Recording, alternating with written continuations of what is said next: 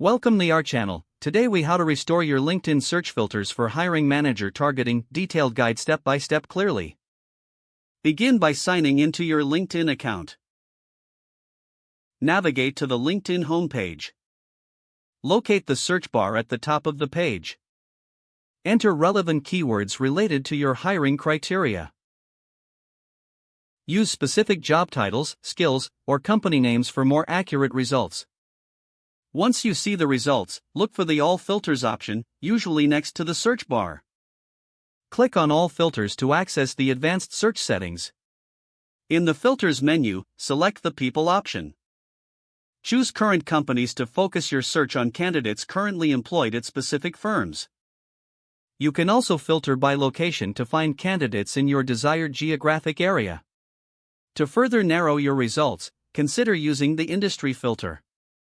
Identify the relevant industries you want to target. Next, utilize the Past Companies filter if you're interested in candidates with specific previous experience. Adjust the Title filter to include job titles that match your hiring needs. You can specify multiple job titles to broaden your search. Explore additional filters such as School to connect with alumni from certain institutions. Review the Connection filter to find first, second, or third degree connections. Once you've set all your desired filters, click on the Show Results button. Examine the search results for each candidate that fits your criteria. If desired, save your search by clicking on Create Search Alert to receive notifications about new candidates. Continue to tweak your filters as needed to refine your search further. Remember to periodically check and update your filters based on evolving hiring needs. By following these steps, you can effectively restore and optimize your LinkedIn search filters for targeted hiring.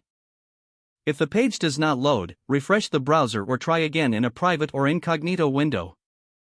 Make sure you are using the correct email address, then retype it carefully to avoid small typos. If your password is not accepted, use the Reset option and create a new strong password you can remember.